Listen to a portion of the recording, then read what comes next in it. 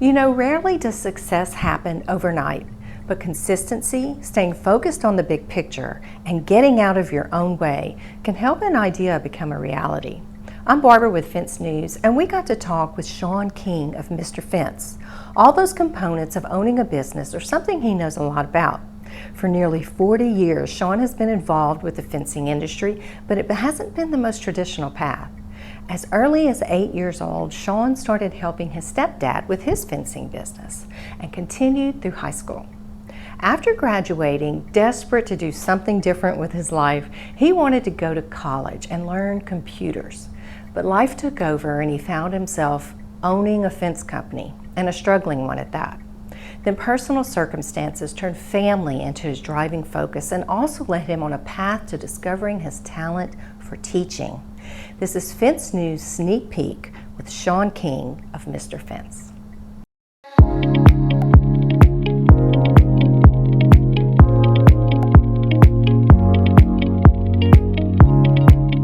Hey Shawn, it's nice to see you. I appreciate you joining us today.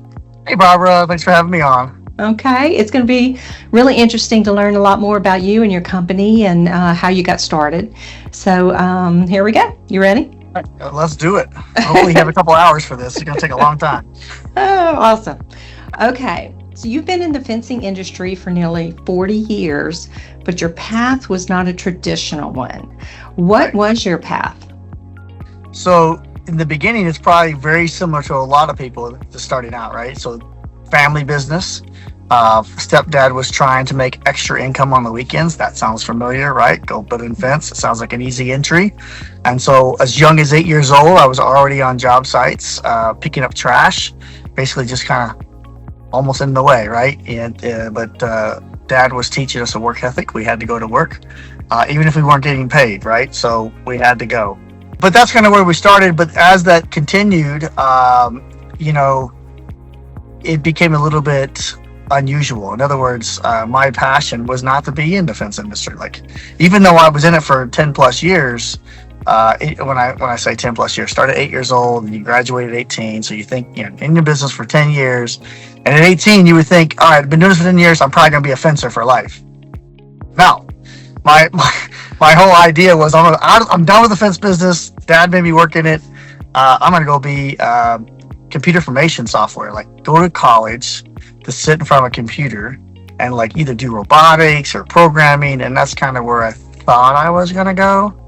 Right. And this is where things started to change because that was my intentions. I actually had a scholarship, partial scholarship, and didn't have enough money to pay for the housing to go to the college I had a scholarship for. So that's kind of a problem. Like, it's great that you have tuition paid, but it's away from home. How do you afford housing and food?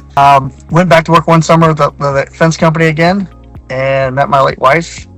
And then the rest is history. Never went to college. Like, just stayed in the fence business and continued grinding it out, even though it was really just because I needed to generate income. But as I got married and had kids, pretty much that sealed the deal. Like, okay, we're not moving to Arizona from Indiana to go to college at this point. Like, everything changed for me.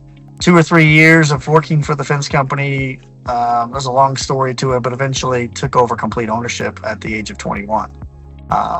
And in that ownership taking over, it wasn't what you would want to see. In other words, the company was defunct. It was actually going under. And so I had to naively had no idea how bad it was.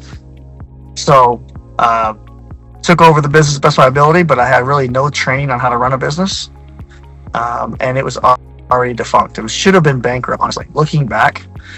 So that caused me to spend the next 10 years trying to figure out how to save the company. And looking back, I probably would have been better off just letting it go and walking away. But pride gets in the way. So spent a long time trying to recover that business. And eventually I can say we did, but the expense was 10 years of my life, missing the kids growing up, missing relationship, trying to get that business to survive. And like I said, looking back, probably wasn't the best use of my time, but I learned a lot through that journey. So I can't, I don't know where I would be without learning those lessons. I just had to learn them the hard way. Your company is Mr. Fence, but you Yes. handle a lot more than that. So tell us the diversity of what you've ended up offering. Yeah, so that 10 to 12 years of that journey of learning these lessons on how to be a little bit more successful at the fence business. I now have learned that my true passion really isn't fencing. It really is helping others. I have a passion for teaching. It's taken me a long time to figure this out, even other careers, law enforcement for a while, but my passion is teaching. So utilizing the experiences the journey that I went through, that time period of trying to get this company to survive, there's a lot of experience I can share, and that's exciting to me. So through Mr. Fence Academy, we are helping others, whether it be understanding their numbers, and accounting, to pricing, to selling, to managing team members and processes for installation, and then as well as tools. So Mr. Fence tools along the way, creating these processes. We had to create tools in order to facilitate the process. So some of these tools have never been invented, never been made, not available. At best, you might be able to make a version of it yourself in the shop, but not always is that convenient or practical, or even in the skill set that some people have. So we started creating these tools, Mr. Fence tools, and that got our branding out there and our name out there. And people love the tools, right? Because they're built by fencers for fencers. You spent 10 years in law enforcement as a field training officer. How did that kind of fit in with what you do now? Right. So in 2010, so some family crisis that have been going on, where trying to recover that business from 2001 to 2010, just trying to get out of the hole, right? And family had a family crisis where we had medical issues. And unfortunately, not being very successful in the fence business, we couldn't afford to pay the premium on health insurance anymore. So it had to get cut. So when health insurance is cut and you have these massive expenses coming down the pipe, I realized that I needed to focus on taking care of the family, which meant go get a job and get good health insurance. And this is really the moment where I learned the most, is when I had to remove myself from the business. But when I made the decision that I had to take care of my family, and that was priority one, then what happened is I had to go to Law Enforcement Academy, which means I had to leave the area for 17 weeks and go live in a barracks. So you're literally taking my ability to help the team every day, the fence business, which was surviving. I couldn't help them. I couldn't answer phone calls, couldn't do sales calls, I couldn't order material. I could not manage it. So I met with the team. So here's the deal. This is priority number one, is this law enforcement career for health insurance. If the business survives, you all have jobs, fantastic. If it doesn't, we're down to the fence business. But no contact during the week, no emails, no phone calls, no nothing. And so we learned that less is more, simplify the process. Don't sell things that Shawn King has to be on the job site for. Just do what you're good at, the bread and butter cookie cutter stuff. And I'll be darned, if you come back 17 weeks later, they survived. They didn't just survive, they thrived. And there was like a lesson there, like, wait a minute, without me, you guys did better? Hold on. So you continue that path for another 10 years, 7 to 10 years, somewhere around that range, but you're hands off. You learn how to become out of the way, get out of your own way. We talk about this all the time, get out of your business, right? You need to run your business, not be in it all the time. You need to have someone doing every position so that you can look at this from a 30,000 foot view, make global decisions, proactive decisions rather than reactive. You have a specific outlook on making a business successful, and it has to do with numbers. Can you elaborate on that? We have coined several terms with the knowing your numbers. That's a terminology I've heard since I've been in the fence business, like know your numbers. But oftentimes it's stressful because, like, what numbers do we need to know, and what do we do with these numbers, right? I just coined this number called the magic number. The magic number is this decimal of what you should be dividing your cost by, so that you get the accurate amount you should be charging the consumer.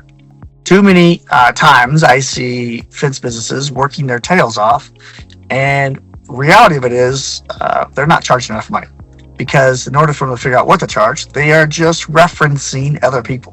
What do you charge? Okay, I'll be a little bit cheaper than that. What do you charge? Okay, I'll be from around that. What's the going rate price? All this stuff.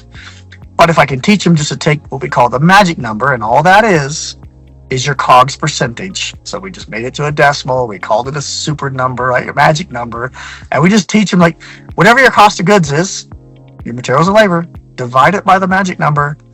You confidently have the price that you need to charge with your business, how you built your business. We try to use analogies and change the accounting terms so that it will help click with some of the guys in the field that are going from owner operator to try to be an entrepreneur spirit type business, and maybe don't have accounting training, right? I never had accounting training. So this is what helped me understand, like, oh, so if I spend more money on wrapping all my vehicles, I got to recover that somehow. How do I do that? Well, it's not a cost of goods, it's an overhead. Well, how do I get my overhead back, right? So these terms like the magic number and things like that we use and we teach, the goal is just try to simplify and make the communication or conversation with these guys that are trying to run their business something they can relate to.